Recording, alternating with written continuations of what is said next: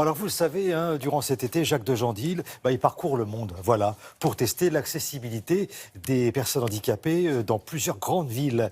Et là, il est allé dans la capitale finlandaise, qui est une ville très contrastée, la nature, la mer d'un côté, et puis une ville très très dynamique, très urbaine. Alors est-ce que ça c'est pratique quand on a des difficultés pour se mouvoir? Eh bien on va poser la question à Jacques de Jandil, n'est-ce pas Jacques? Bonjour, en effet, nous sommes en Finlande ce matin, le plus oriental des pays d'Europe. Et c'est sa capitale, Helsinki, et ses secrets que je vous propose de découvrir aujourd'hui.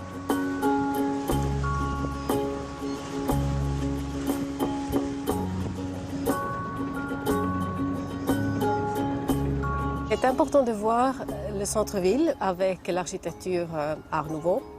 Ensuite, les quartiers au bord de la mer. C'est génial, on a toujours la mer Baltique qui nous entoure. Ensuite, la place du Sénat, avec tout ce qu'il y a autour, la grande cathédrale, le marché au bord de la mer et beaucoup des quartiers du sud où vous trouvez des plages, des parcs.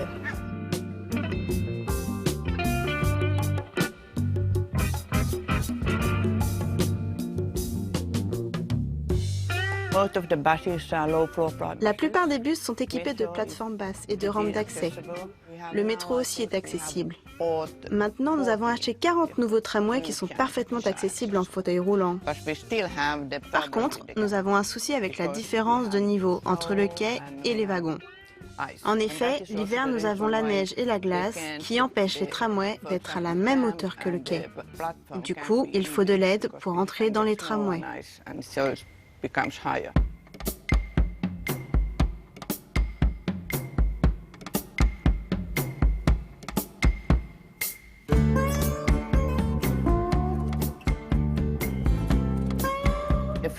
Le ferry aussi est accessible. Il permet d'aller rapidement vers les îles. Là-bas, les chemins datent de 200 ans. Ils sont pavés et souvent vallonnés. Mais si vous avez quelqu'un pour vous donner un coup de main, ça vaut vraiment le coup d'aller s'y promener. Il y a un archipel de 315 îles en face d'Helsinki, toutes très accessibles en ferryboat. Nous sommes sur l'une d'elles, Suomenlinna, qui est très appréciée des habitants d'Helsinki qui viennent régulièrement s'y promener. Suomenlinna, c'est la forteresse en face de la ville qui a été construite pendant la période suédoise, qui donc date à partir de 1748, qui d'ailleurs a été construite avec une grande donation du roi de France, Louis XV.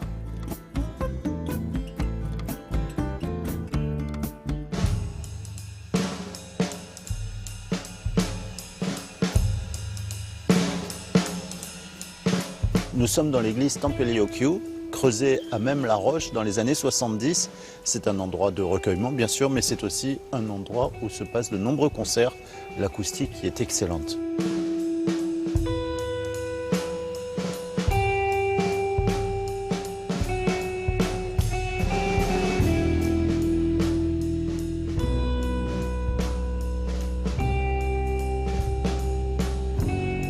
La tradition du sauna, c'est une tradition très ancienne.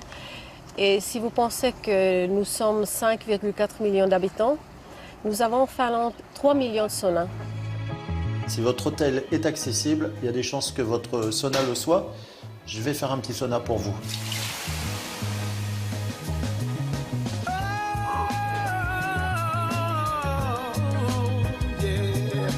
Voilà, ainsi s'achève notre balade à Helsinki. Attention, la capitale finlandaise n'est accessible qu'avec de l'aide en raison de la présence fréquente de pavés sur les trottoirs et les places.